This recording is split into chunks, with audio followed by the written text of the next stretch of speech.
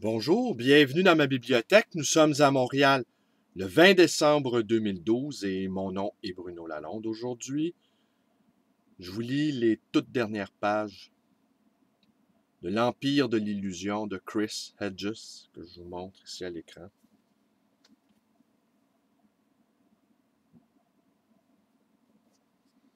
Chris Hedges qui, à l'instar de plusieurs d'entre nous, refuse de s'abandonner au pessimisme, cette position que nous jugeons trop confortable. Nous sommes plusieurs qui avons l'intention de nous battre comme des tigres pour préserver quelque chose de l'ordre de l'humain, du sacré, de la poésie. Nous le savons, l'espèce humaine est au bord d'un gouffre. Mais l'espèce humaine, tout au long de cette tumultueuse et sanglante histoire, a su faire preuve d'une très grande créativité. Et nous devons, en tout cas, nous avons l'intention de passer le temps qu'il nous reste sur cette terre à nous battre afin de faire advenir l'improbable, c'est-à-dire la poésie, de préserver ce miracle, ce don qu'est l'existence. N'est-ce pas Sandras qui disait « Le simple fait d'exister est un véritable bonheur ». Vous le savez, je vous l'ai déjà dit, moi, je suis devenu un activiste au cours de ce très beau printemps québécois. Avant cela, j'étais un commentateur qui se contentait de colliger toutes les raisons justes de ne pas m'impliquer. Je regardais les choses dans les gradins, je regardais les choses de haut, avec condescendance de ma bibliothèque. Maintenant, j'ai décidé non pas de quitter cette bibliothèque, non pas de quitter ce bunker de papier qui est essentiel à mon équilibre psychique, mais de faire des allers-retours, d'aller vers les autres et de retourner vers ces autres sous forme papier. Alors, la situation est trop critique pour s'abandonner au pessimisme. Nous entrons dans une période éprouvante de notre histoire. Soit nous serons ramenés au réalisme, à une nécessaire prise de conscience de l'impossibilité pour l'humain de façonner le réel selon ses désirs, soit le pays sombrera dans le despotisme. Soit nous apprendrons à transformer radicalement notre mode de vie, à composer avec la raréfaction des ressources, avec un environnement ravagé, une économie exsangue et le déclin de notre puissance militaire, soit nous mourrons agrippés à nos illusions. Voilà les choix difficiles auxquels nous sommes confrontés. Cela dit, même si nous n'arrivons pas à freiner notre chute, il ne sera pas vain de garder espoir. Nous sommes certes confrontés à des forces impitoyables qui pourraient plonger le pays dans une dystopie sombre et liberticide, mais aucune tyrannie n'a jamais su endiguer la puissance de l'amour. Désorganisé, irrationnel, capable d'inspirer de compassion, pouvant compromettre l'existence de celui qui les ressent. L'amour est profondément subversif, capable d'inspirer des actes de bonté, modestes et désintéressés. Celui-ci s'est manifesté jusque dans l'horreur des camps de concentration nazis, des champs de la mort des Khmers rouges, du goulag soviétique. du génocide rwandais et du massacre de Srebrenica.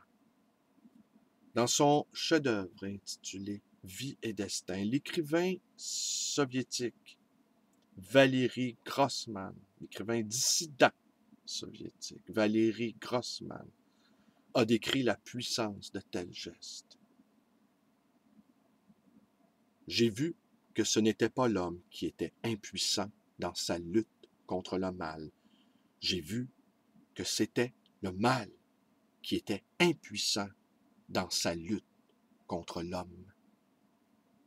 Le secret de l'immortalité de la bonté est dans son impuissance. Elle est invincible.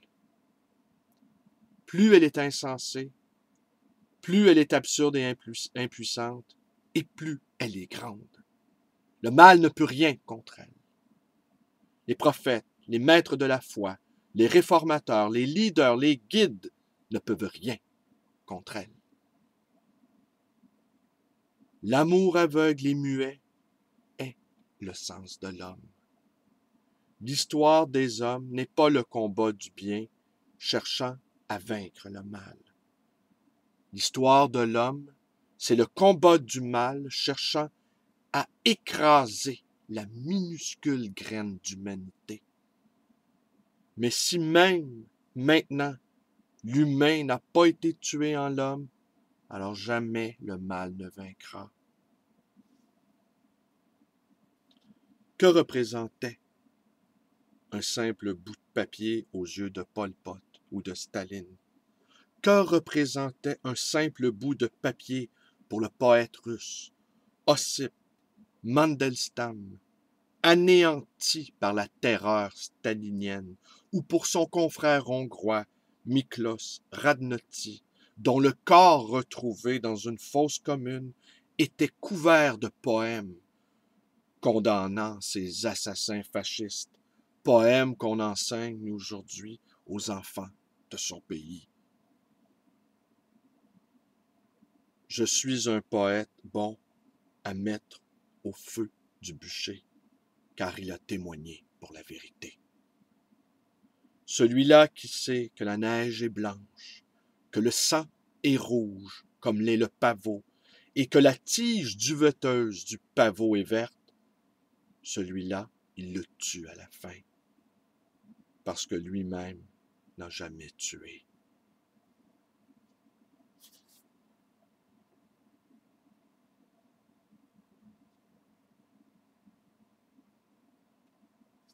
La culture de l'illusion est essentiellement une culture de la mort.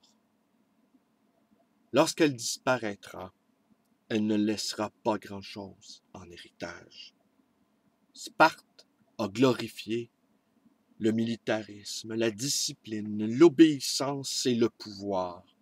Mais ce sont l'art et la philosophie d'Athènes qui, depuis des siècles, illuminent le monde. L'espoir existe et existera toujours.